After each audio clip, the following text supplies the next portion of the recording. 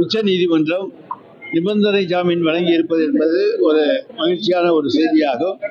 என்று சொன்னால் கடந்த 15 மாதங்களாக அவர் சட்ட போராட்டம் நடத்தி வந்திருக்கின்றார்.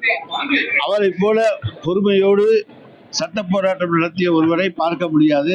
அந்த அளவுக்கு சிறையில் இருந்து கொண்டு அமைச்சர் பதவி கூட எனக்கு வேண்டாம் என்று சொல்லி இன்றைக்கு மிகப்பெரிய போராட்டத்துக்கு பிறகு இன்றைக்கு அவர் நிபந்தனை ஜாமீன் பெற்றிருப்பது என்பது வரவேற்கத்தக்க ஒன்று. நிச்சயமாக அவர் தன்னுடைய வழக்குகளிலே வெற்றி பெறுவதற்கு எங்களுடைய வாழ்த்துக்களை தெரிவித்துக் கொள்கிறோம்.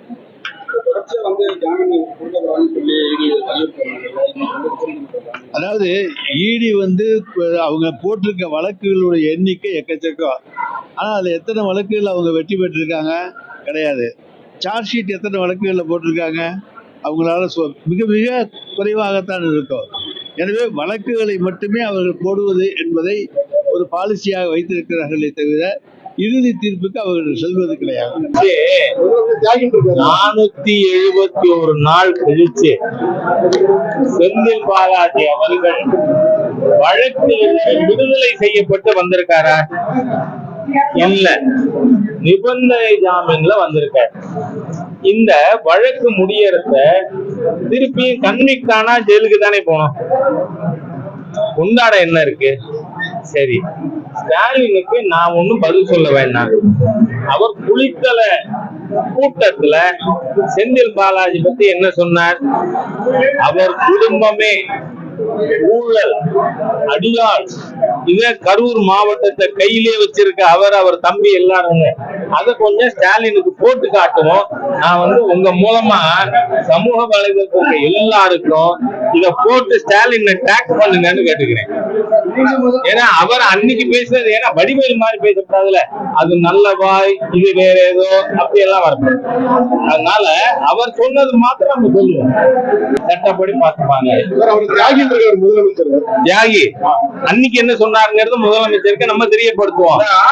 அன்னைக்கு துரோகி, இன்னைக்கு தியாகியா? அன்னைக்கு ஊழல்வாதி, இன்னைக்கு தியாகியா?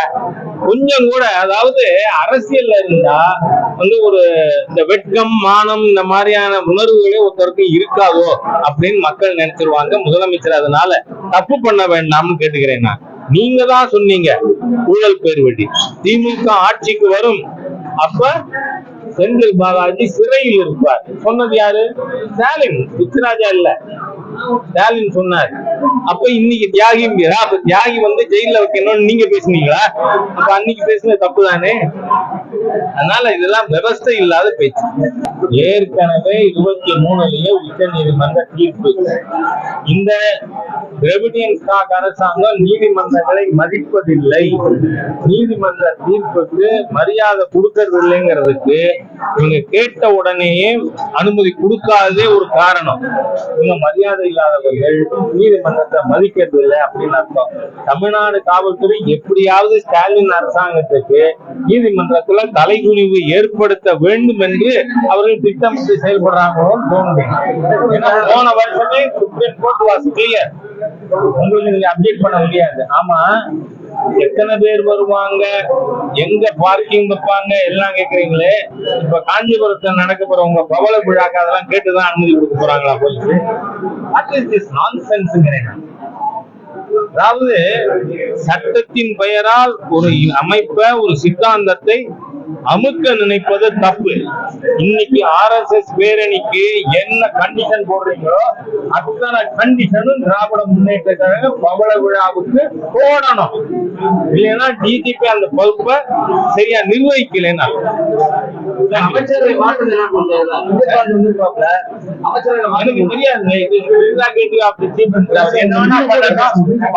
சரியா தப்பா அன்னைக்கு பேசுவேன்.